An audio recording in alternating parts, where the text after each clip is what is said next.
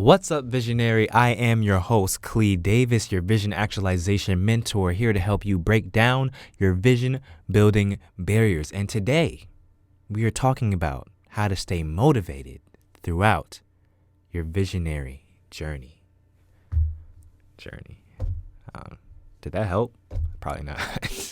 As a visionary, throughout life, you're constantly going through ups and downs of your journey. Well, pretty much everyone goes through ups and downs of their journey, but as a visionary, it's so much harder because you always are visualizing where you want to be. You always have a picture of what you want the future to look like. And it always seems like you're always so far from getting to that point. We often hear the phrase, trust the process, or it's a marathon, not a race, or one of Gary Vee's top 5 favorite words other than empathy, binary, and probably the F-bomb, patience. But patience is so dang hard. How do I stay motivated throughout the journey? Did it again. So today I brought on the show Colby Cornell, who has gone through a journey of his own, going from attempted suicide to the CEO of a successful nonprofit organization. Yeah, that's a journey for sure. He shares with us some of his story and the mental processes he goes through to stay motivated throughout his journey, so that by the end of this episode, you'll be able to put into motion some of the practices that he's saying, well, really all the practices that he's saying in this episode, so that you can energize your vision building journey. The journey has been all across the board. Age 7, sexual abuse. Age 13, molested. Older family member actually allowed that to happen. Age 15, saw my first violent crime, homicide. Age 16, attempted suicide for the first time. I had survived actually crashing my mom's Ford Explorer into a tree. Age 21, praise God for the last time, attempted suicide and surviving. 8 months of cognitive behavioral therapy and actually getting out and be able to present a hashtag at that time, which was Trust Your Journey, to Damon John, CEO and founder of FUBU, that I had a mission and a movement, he actually directed me to not doing an LLC, but doing a nonprofit. And September 15th of 2017, we got our articles of incorporation. January 3rd of 2018, we became a national 501c3 organization. And many business owners will tell you that the launch is just the beginning, and that's the truth. That's where the work really begins. So going on 2 years now in September, and we're rocking and rolling. Man, that is a lot. That is a lot. Where are you from? I want to ask as well. I'm from Clinton, North Carolina, just outside of Fayetteville, a little small town. Yeah. We know where Fayetteville is. Okay. I mean, I had to drive down through the South trying to go to school too. So, Yeah. all right, that's great. And coming from that background, I mean, clearly, that's a background that is unique to you. Mm-hmm. What was that turning point? Was it that last time when you were 21, when you were just like, or was it someone else that kind of like turned you around and say, I need to turn this energy into something positive? It was definitely myself. I've always been my own biggest motivation. Um, well, I'll take that back. I've always been my own greatest inspiration. And I think that's because I've seen the growth and I've seen the challenges that I've faced, and I always came out on top. I think there's nothing special directly about me. I am gifted. I am anointed by God. I do have a gift. But I think one of the greatest gifts I do have is just the ability to outlast. It's nothing special, right? It's just the fact that I've been able to outlast some of the things that other people didn't make it through. And I think that's a gift in itself. So for me, being able to turn that purpose into power, turn that pain into purpose and use that purpose to drive power was important for me. So how do you do that, right? Well, you take the thing that is your weakness and you make that a strength. So for me, mental health represented that in my life. It was actually during that 8 months that I realized that it wasn't just a depressive state that I was dealing with, but it was actually a disorder, bipolar disorder, type 1. So, and that self-discovery and going through therapy and counseling, really going to that realization of who I was and what I was dealing with, and you get to learn different things, right? So I have family members who have diagnoses in my family. You know, the cousin that you might see at a cookout or something, and nobody really talks to them, or the kid that's kind of acting up in the corner. You're like, what's up with them? And you may not know that the kid might have autism or might have Asperger's or whatever the case may be. And I think a lot of that happens within the African American family and that family unit, the things that we don't talk about.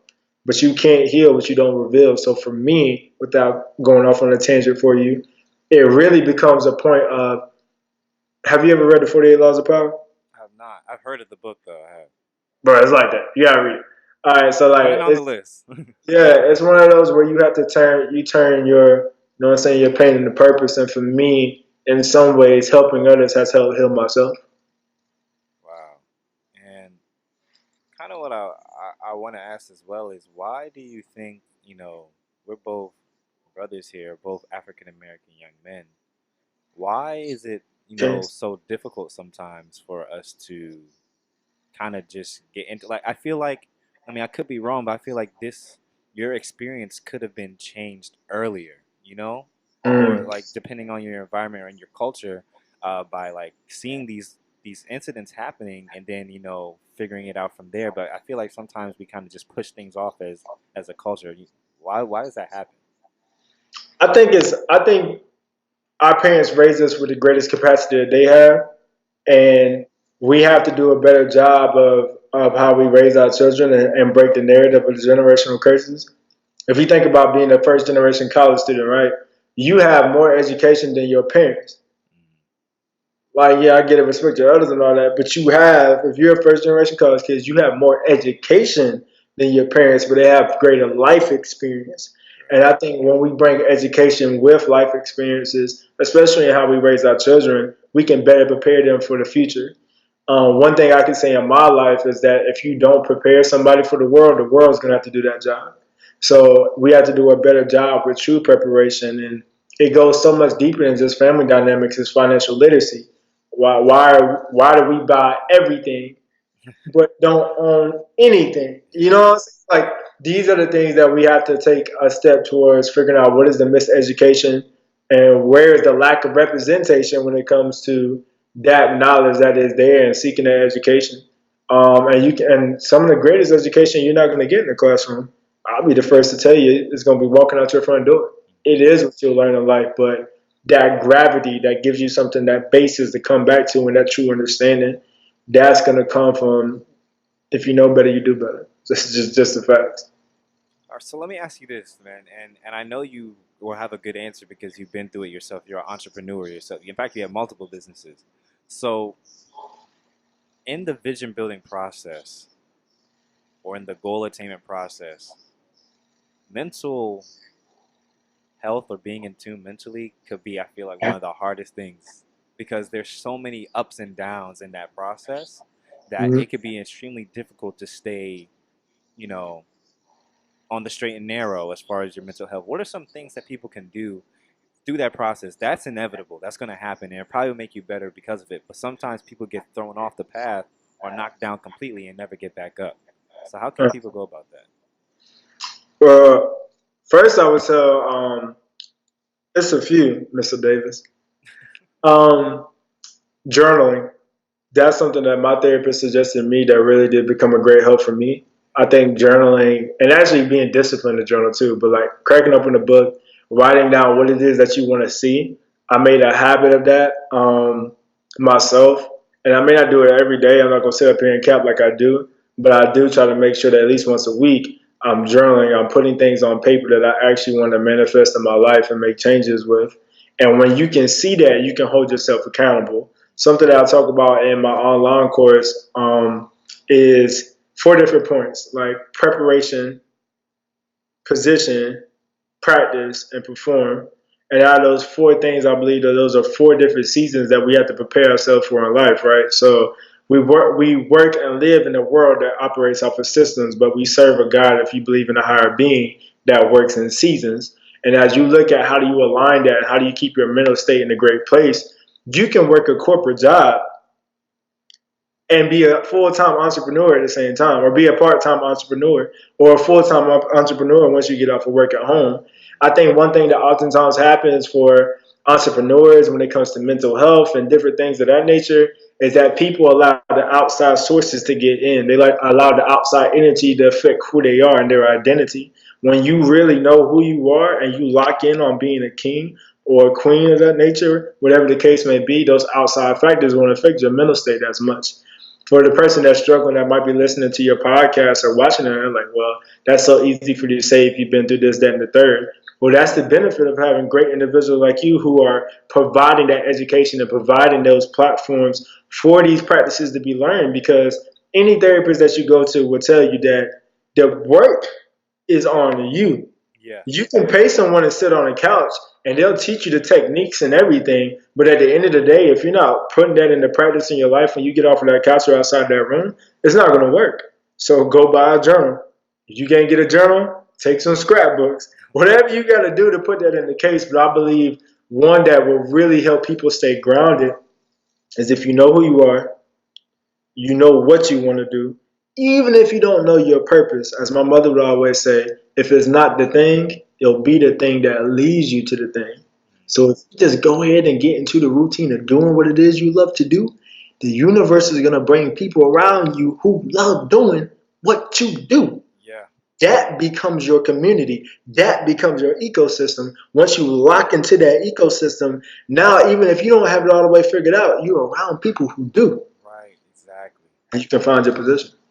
Oh man, that's good. That's the key thing that I keep trying to say over and over again. Look, I don't have it all figured out either, but I've gotten so far just because of me starting and putting myself in a place and around people who kind of know something, or at least more than I do. They're a couple steps ahead of me, Sure. and that's the part that I think so many people struggle with. They get stuck up here and they don't start actually doing the things so that they can find that purpose. Look, my purpose could change, to be honest. Your passions can change in life, but Mm. whatever that key thing, if you put yourself in the right space, you'll be able to go in those different directions and fulfill those different roles in ways that you probably didn't even see yourself doing before you put yourself in that environment. But another thing I want to get to that I think is just really common are two things: discouragement and negativity. I kind of want to touch on those separately. First one, discouragement. What are some practices some people could use when they're just discouraged?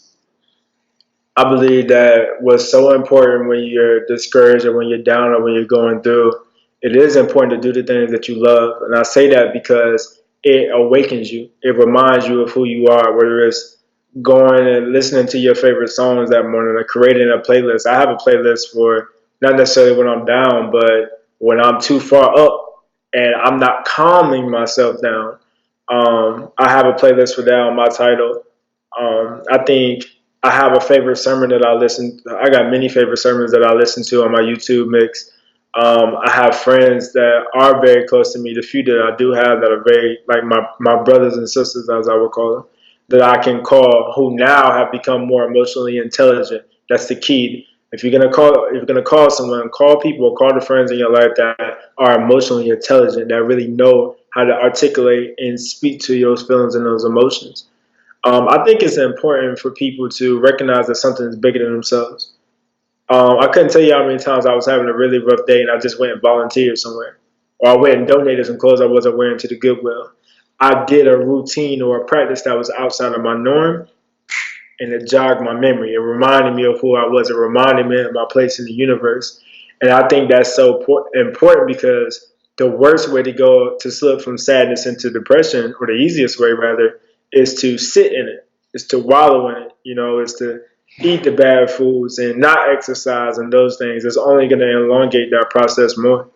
So I would definitely tell anybody in that case to get active, whatever active means. If active is reading a book, if active is volunteering, if active is just taking a walk in the morning.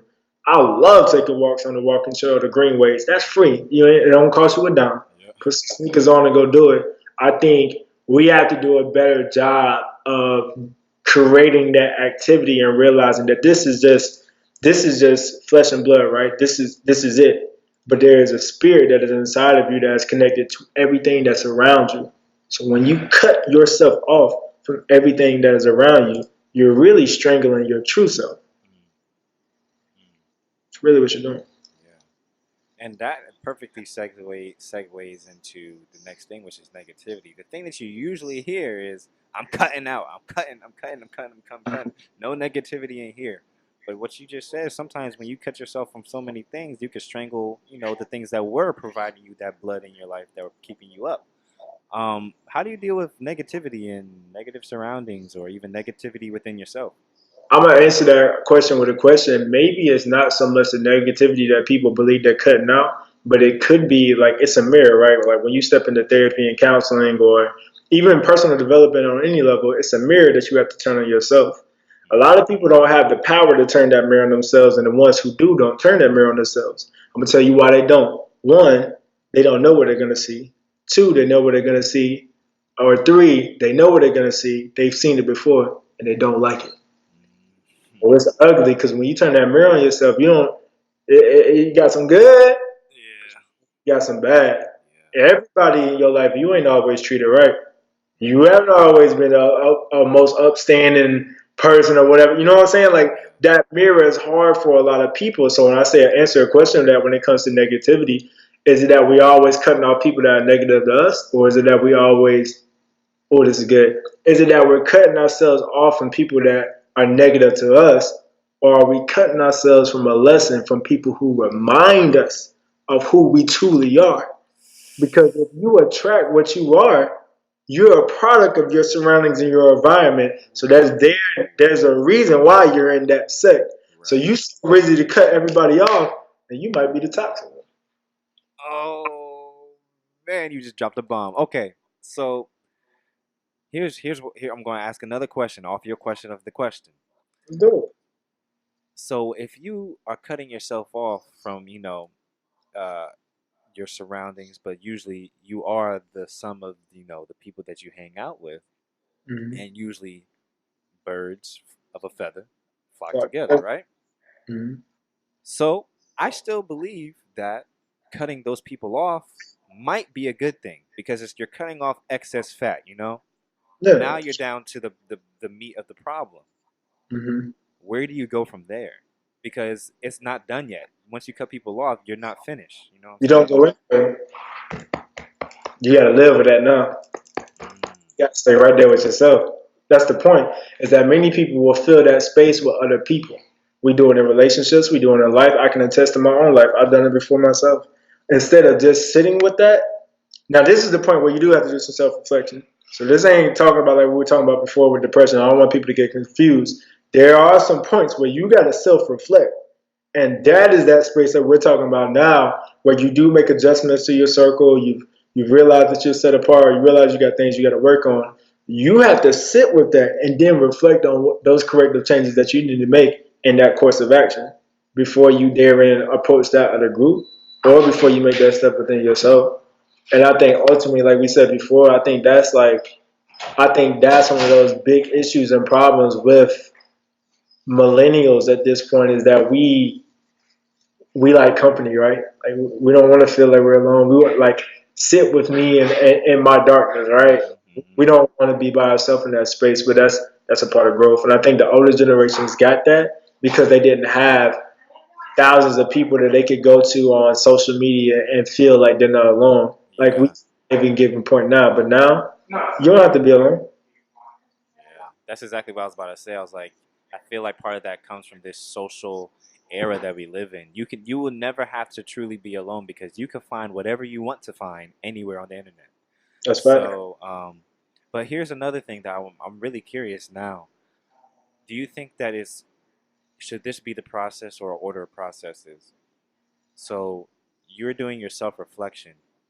Is it better to find inspiration in others of the direction that you want to go, or to find the inspiration within yourself and surround yourself with that inspiration that you found within yourself already? I don't know if that makes sense. I said a lot of words. It's better to find that inspiration within yourself because you can end up having people lose inspiration around you. And if your success is dependent on their presence, then you'll be lost. I say that to say when I started my nonprofit organization, we had about, at one given time, we had about 50 volunteers on a weekly, bi weekly basis working at monetary school within the community. As the work got more serious and as it got longer and the hype of philanthropy Yeah. kind of started to wear off, the numbers started to dwindle. It was my mission, it was my drive, the organization was started. But by the end, I ended up with about 10 people who I rock with heavy to this day, who are board members, who are my vice president. She's in the clinical mental health program at A&T. She's going to be a therapist as well. It ended up being those 10 wolves out of 100 sheep. Now, that's not to knock those people. Everybody has their own journeys in life, whatever the case may be. But to your question of inspiration, you can't be, if it's your vision and you're the engine, you can't be dependent on everybody else to drive, baby. You got to do that yourself. And you hope that through that course of action that the universe brings you some other wolves, some other like-minded people like you. And get this, those are your running mates. Yeah. That's when Those you find out who's really your ride or die. Yeah. are really there for you. I think that's honestly a lesson that I learned this week. Um, this week was the first week in 44 weeks that I didn't release a podcast episode on Tuesday. Um, things have just I've been working in a new space. I got a new job, and things have been happening. Congratulations, Thing, King. It's a blessing. appreciate it, man. But Blessing. so things just didn't work out as far as me getting an episode out this past Tuesday. And I was also feeling discouraged. I didn't quite have the motivation that I had before when I was doing the show and things like that. And I was going literally everywhere. I was listening to different podcasts. I was going on YouTube. I was looking on the internet. I was talking to people, looking for inspiration anywhere I can. I was like, man, I need to get inspired. I need to get that back. It didn't happen until I sat down with my journal, wrote down why am I doing this, and reflected within myself and reflected with my God who is in me, and really sat down and like figure stuff out by just reflecting. You know what I'm saying? I was not able to find the inspiration in anyone else, even though I've been inspired by those things before. When it came down to it, the inspiration was really in me the whole time. So if I'm saying this to the audience now, if you're looking for inspiration by going to YouTube, going to other people, going to Facebook, going to Instagram, that's okay, but that's not where your inspiration really lies. Your inspiration is within yourself, and if it's relying on other people, you might be slightly on the wrong path. That might not really be where you're supposed to be at. Um, 100%. and Agree 100%. and and I kind of want to segue into more of what you're doing. I see you got the Journey is Mental hoodie on. That's some nice merchandise you got right there. Appreciate it. Um, I want to get into what is Journey of the Mind Incorporated, and what is it all about? Yeah, so as I stated earlier, our focal points of the organization is mental health, personal development, and travel within underprivileged communities. So, of course, the beef of our programming that we do is pertaining to mental health within the community. In 5 years, our goal is to be a private practice, so we can be able to perform therapy and counseling services for everyone from all different cultural backgrounds across the spectrum. Personal development is another key point that when founding the organization we saw was important as it becomes to that education gap, right? That knowledge gap that is there, financial literacy, knowing how to manage your finances. If we knew coming into college in 2013 in my group that we could take that $2,000-3,000 refund check and we could flip it, or we could get stock at that time in Amazon, or if we had that understanding then, I imagine where my friend group would have been now. For many who are already successful. So personal development was something that was so important in taking those proactive steps of learning. And then travel is one thing too. Speaking to underprivileged communities, I thought about how, for me, growing up in Title I school zone in a very rural area and things of that nature, how beneficial cultural enrichment is, and going outside of your neighborhood and seeing how people from different diversities and different backgrounds live, how they interact, and how they do things. I believe that was so important. So these were components that we decided to put together into the nonprofit organization to really build a catalyst that all things that are great can come out of. So it's an honor to be able to serve as the CEO of this organization, to see how it's grown. I think being with you tonight in this conversation is a confirmation to me to keep pushing. You're the second person I talked to today that just got a new job. A young black king that just got a new job. I just had another friend that graduated before me I spoke to earlier today, who was a photographer, videographer, moving to Atlanta. And we were just talking, just like, man, it really is a journey. I myself was unemployed for 9 months, graduated, got the dream job, went corporate, got laid off, got into grad school, 9 months before I got another role in a totally different industry than what I got my degree in. God's timing is perfect. It is undefiled. It is the realest thing that there is. And when it's your time, it's your time. Nobody can take that away from you. And I think whether you're a young believer or whether you're somebody who is passionate about anything, it's important to realize that there's something bigger than you, right? And what's going to drive you to the things that are bigger than what you can imagine is at the end of the day, doing what you did yourself is why did I get started? Why? Because now you can look back on those 70 videos and you'll be like, I did this Yeah, with less, but exactly. now I can do more with more. Yeah. You know what I'm saying? Like that's the real like that I think is every entrepreneur's goal is to be able to get the finances from whatever standpoint that you are. You know what I'm saying? But I think that's everybody's thing. I know with me going back into a corporate position and being postgraduate, I have a lot of postgraduate friends who are doing really well. I have some who people would say that aren't, but they're in their passion and their purpose.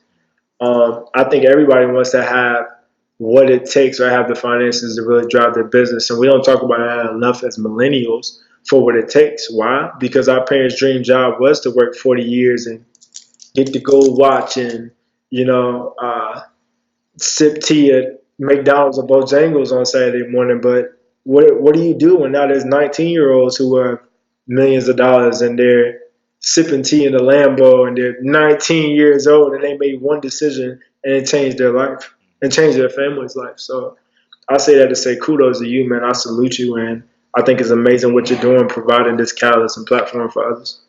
I'm Yeah. happy to be part of it. Thank you, bro. I really do appreciate that. From one of us, you know what I'm saying when I say us to another. Um, Sure. just it's reinforcement, and I love surrounding myself with people who are like-minded on the journey of their own, and I love to support that myself because I know people have supported me, and I wouldn't be where I am without that support.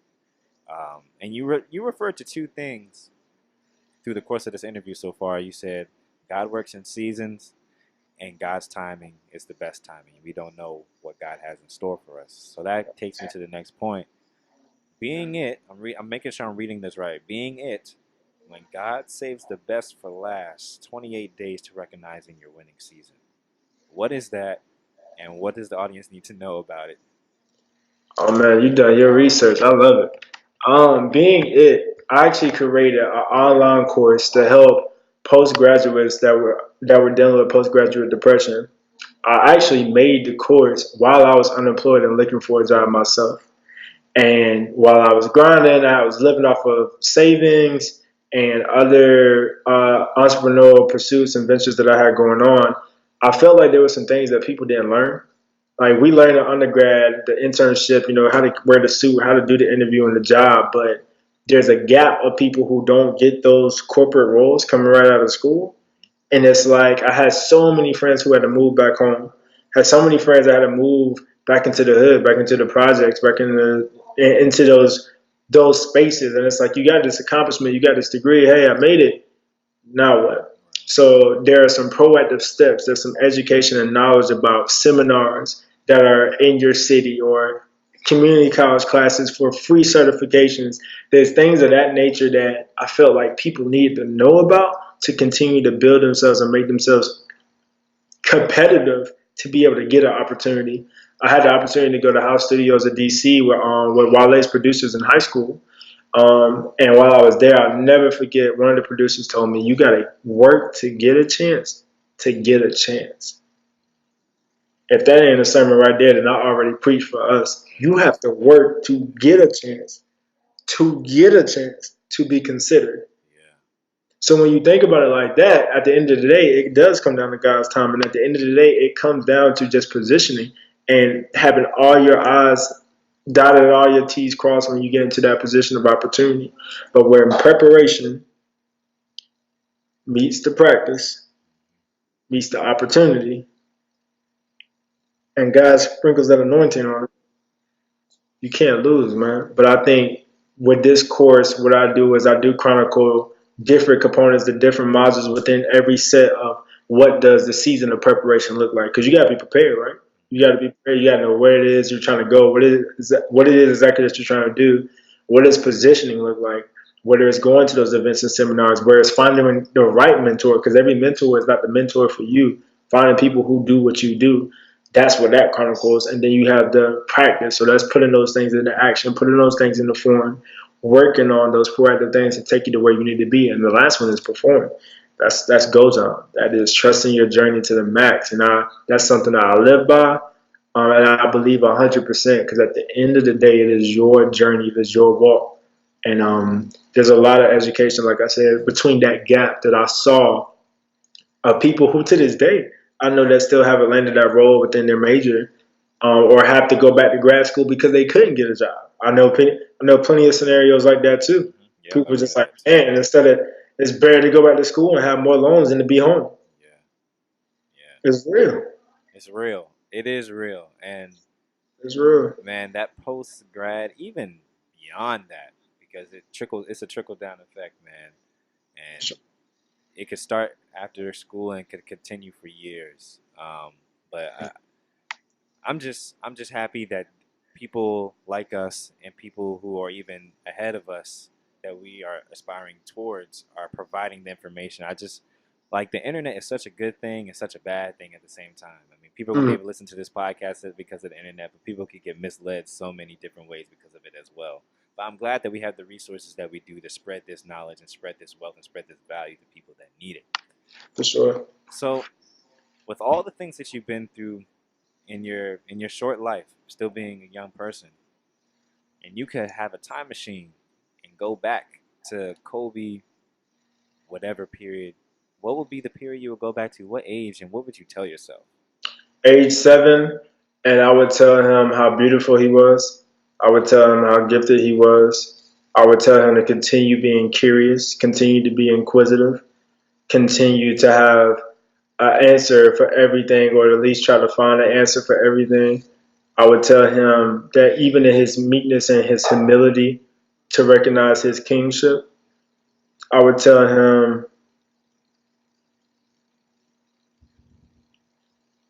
to love himself and to take that time in early age to find out what loving himself meant when it wasn't taught to him.